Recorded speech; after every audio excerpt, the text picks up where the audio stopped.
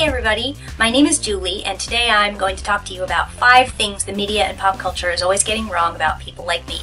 I'm an asexual, aromantic woman, and for me that means I don't experience sexual or romantic attraction to other people, and I don't desire a partner.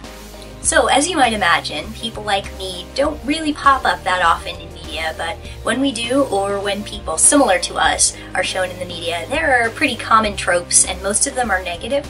So I'm going to go over the 5 most common ones and give you some examples and why they're wrong.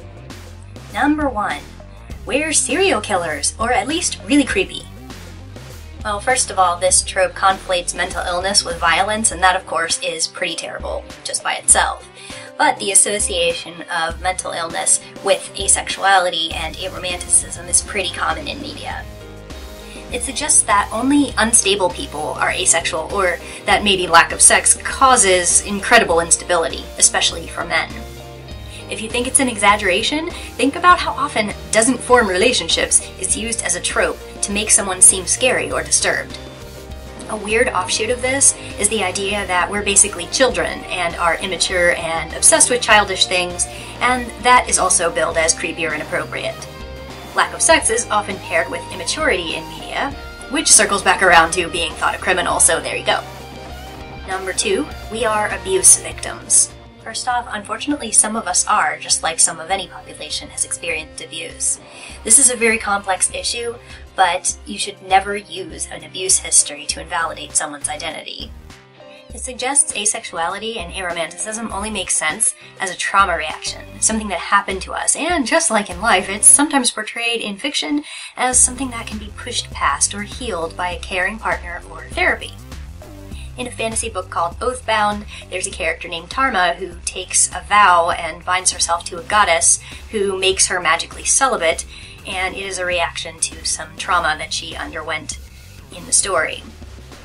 Except for the whole magical origin of her asexuality, this character Tarma is otherwise a good example of asexuality because she has a relationship with another woman in the story, and it shows how asexual relationships can work. 3. We have hormonal problems. Some people with hormone variations are asexual and some aren't.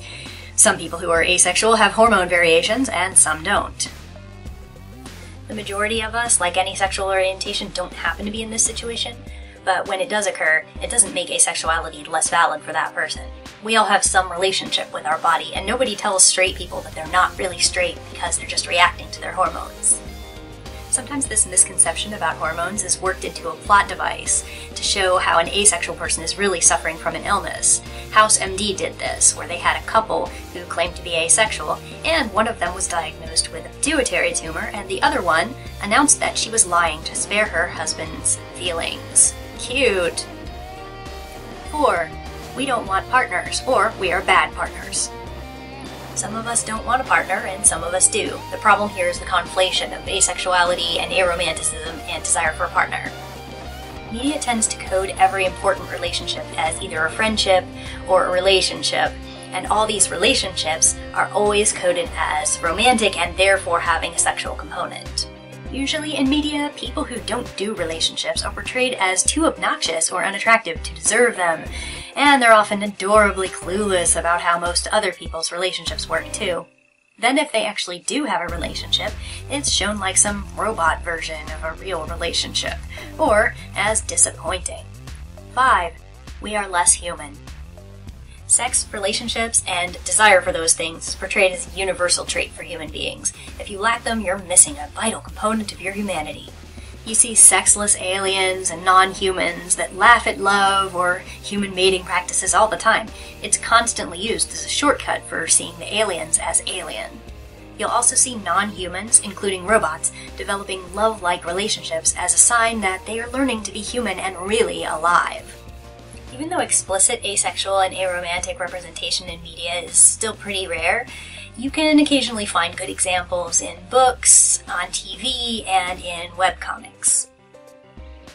But as awareness grows, we'll probably be popping up in more media, and creators who don't check for understanding are going to keep making mistakes like these. If you want to put an asexual or aromantic character in your fiction, authentic representation will require a nuanced understanding, so make sure you do your research and don't include tropes like these.